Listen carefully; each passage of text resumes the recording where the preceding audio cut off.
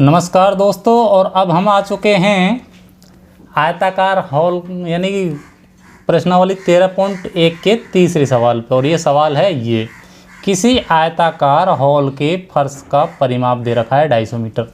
तो हम मान लेते हैं फर्श है ये आयताकार, और इसका जो परिमाप है पैरामीटर है वो है 250 मीटर। बिल्कुल सही।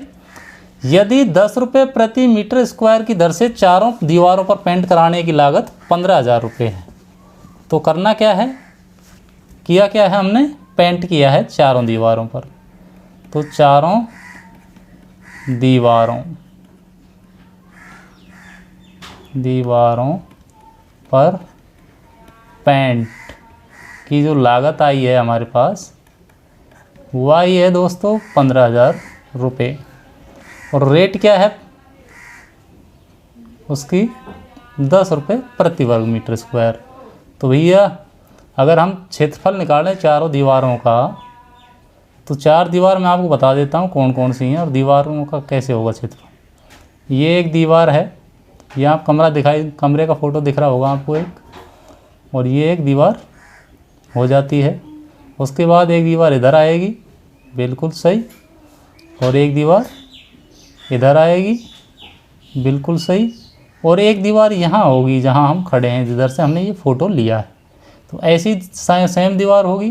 तो इस दीवार का और इस दीवार का, ये आमने सामने की दीवार है तो इनका सेम क्षेत्रफल होगा, और इसका और जो मेरी तरफ है इसका भी सेम क्षेत्रफल होगा। तो अब हम मान लेते हैं ये है वो फर्श, ये फर्श है वो।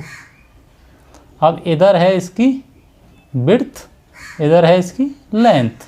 तो लेंथ हो गई इसकी ये, और विड्थ हो गई इसकी ये, और जो ये है ऊपर ये हो गई इसकी हाइट। तो अब जो ये दीवार है इसका क्षेत्रफल क्या होगा, L इंटू हाइट, और जो ये दीवार है इसका क्षेत्रफल हो जाएगा विड्थ इंटू हाइट। बिल्कुल सही।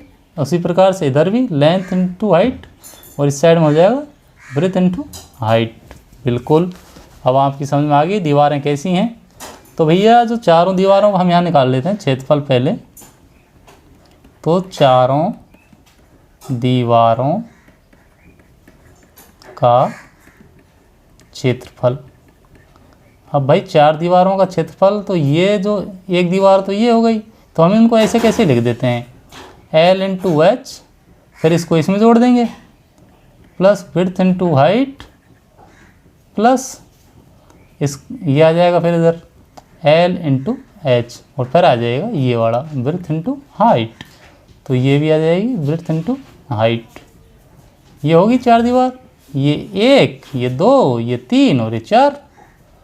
तो भाई इनमें क्या सेम है, तो ये LH और ये भी LH, तो ये कितनी हो गई 2LH। ये BH और ये BH, तो ये कितनी हो गई 2BH। तो अब इनमें से कॉमन क्या आ जाएगा, इसमें भी 2 है, इसमें भी 2 है, इसमें भी H है, इसमें भी H है, तो हम 2 को H कॉमन ले लेंगे, ये हो जाएगा L प्लस B। बिल्कुल सही।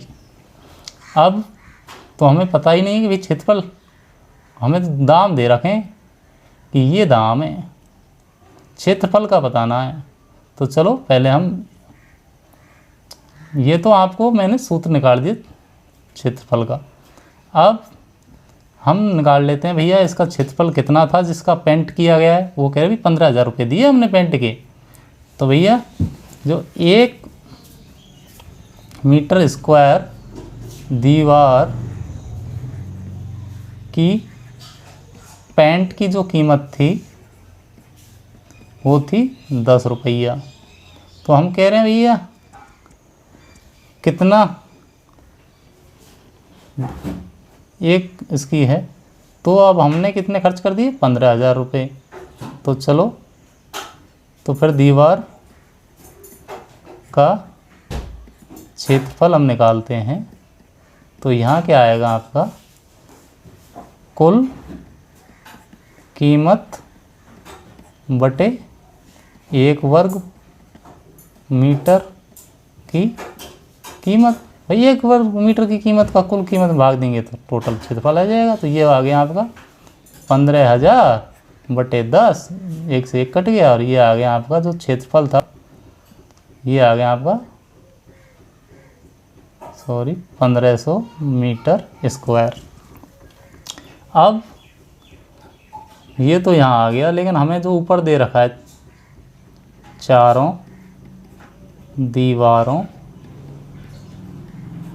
का क्षेत्रफल हमने पहले ही निकाला है। वो जो सूत्र है वो है 2h into L plus B. अब हमारे पास क्षेत्रफल भी दे रखा है और 2h into L plus B भी दे रखा है। जो ये एल प्लस बी है उसके लिए हम थोड़ा ऊपर चलते हैं और हम यहाँ आए थोड़ा ऊपर। तो यहाँ जो ये पैरामीटर है ये फर्श का पैरामीटर है, ये है एल, ये तो है आपकी एल और ये है आपकी बी। तो जो पैरामीटर होता है आयत का वो क्या होता है 2 इंटू एल प्लस बी, ये होता है भाई लंबाई प्लस चौड़ाई प्लस लंबाई प्लस चौड़ाई, तो ये हो गया। तो ये क्या हो गया आपका 250 मीटर। तो अब यहाँ आ जाइए, आप इधर आ जाइए। यहाँ हमने लिख दिया 1500 ऐसे ही और h को कर लिया एक साइड में और इधर लिख दिया 2l प्लस बी और ये हमने ऊपर निकाला ही है तो उसका मान यहाँ पे रख देते हैं। तो ये आ जाएगा 250। अब आगे बढ़ते हैं तो h बराबर क्या आ जाएगा 1500 बटे 250, इससे कट जाएगा ये और 15 25 छिक्की 150। तो h बराबर आ गया 6 मीटर। तो इसने क्या पूछा था हमसे कमरे की ऊंचाई, और भैया हमने कमरे की ऊंचाई निकाल दी। कितनी है भैया 6 मीटर। कौन सी है वो ऊंचाई, ये ऐसा वो यहाँ से लेके यहाँ तक ये 6 मीटर ऊंचा है।